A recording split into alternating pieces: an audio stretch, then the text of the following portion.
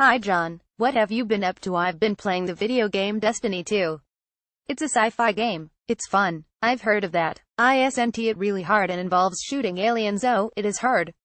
That's why I've dedicated my life to learning how to play it. At my age, why not? It keeps me out of trouble. Indeed, you recently said, there aren't a lot of things that scare John Carpenter, but playing music live is one of them. Does the thought of your upcoming tour scare you? It's not that frightening now. I overcame my stage fright. That started in the 60s when I was doing a play in high school. I got up on stage and I forgot my lines in front of the entire school. That's what my original scar was, but I'm doing much better now. Are you going to play any music from your 80s synth-pop group, the Coupe de Villes? Laughs. Well, no, I don't think so. We're promoting my anthology album, which is music from my career from the 70s to now. We'll be playing that mostly and a couple of tunes from the Lost Themes albums. John Carpenter, just a poor director trying to get by in this terrible world. Photograph Sacred Bones. Is it true you had a John Wayne bumper sticker on your car in the 70s? I did. I had it to irritate my friends. I really loved John Wayne as an actor. His politics were not mine, but as an actor I grew up with him. He was our symbol of masculinity. I love irritating my friends.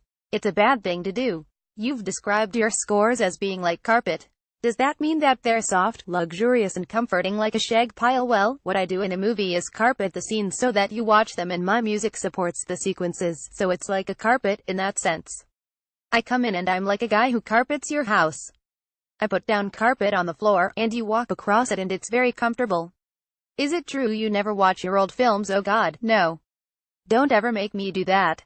But your films are widely viewed as all-time classics, John. I don't want to see them again. I see the mistakes. That's all I can see. It'd be torture. Are you kidding? I don't want anything to do with them after I'm done. The horror mogul Jason Blum recently gave us his rules for the genre, which were essentially a John Carpenter template. Why do you think your approach is still the go-to for new horror directors? I have no clue. My attempts at self-evaluation are doomed to fail because I'm terrible at it. All I do is go off instinct. I don't have the rules that Jason Blum has. He's much smarter than I am. I'm just a poor director trying to get by in this terrible world. I don't miss working. Working is hard because you have to get up in the morning. John Carpenter. Christine, do you miss the low-budget days of Dark Star and Halloween? No. I don't miss working. Working is hard because you have to get up in the morning. I just did a music video for the single from our new album, Christine. I had to work all night and, my God, I forgot how rough that is. Stay up all night. Wow. Robert Rodriguez is set to remake Escape from New York, and there's another Halloween project coming in 2018. How do you feel about people remaking your films? I love it, if they are going to pay me money. If they pay me, it's wonderful. If they don't pay me, I don't care. I think it's unfair if they don't pay me. I think everyone should pay me. Why not? I'm an old guy now and I need money. Send me money. You've spoken about how contemporary filmmakers give up creative control and the final cut too easily.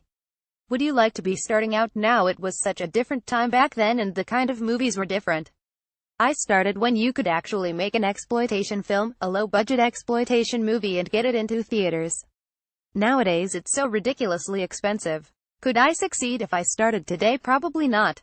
I'd be rejected. Harry Dean Stanton as the Bayern-esque Harold Brain Hellman in Escape from New York, alongside Kurt Russell as Snake Plissken.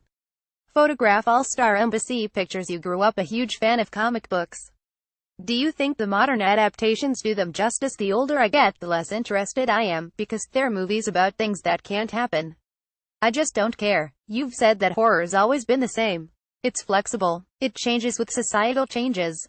What do you think today's horror films say about contemporary America? There are a lot of different things. Horror films have modernized along with our culture. Get Out, for example. Some genres can die, but I don't think horror ever will.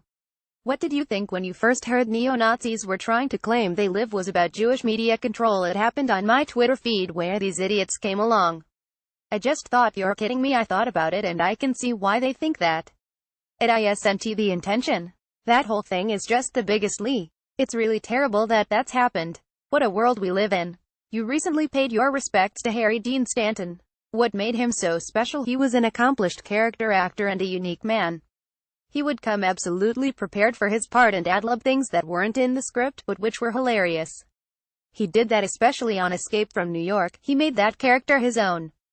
He saw that character as a sort of poet, like Lord Byron. I hadn't thought of it, but it was great. Anthology movie themes 19,741,998 is out on Sacred Bones from the 20th of October.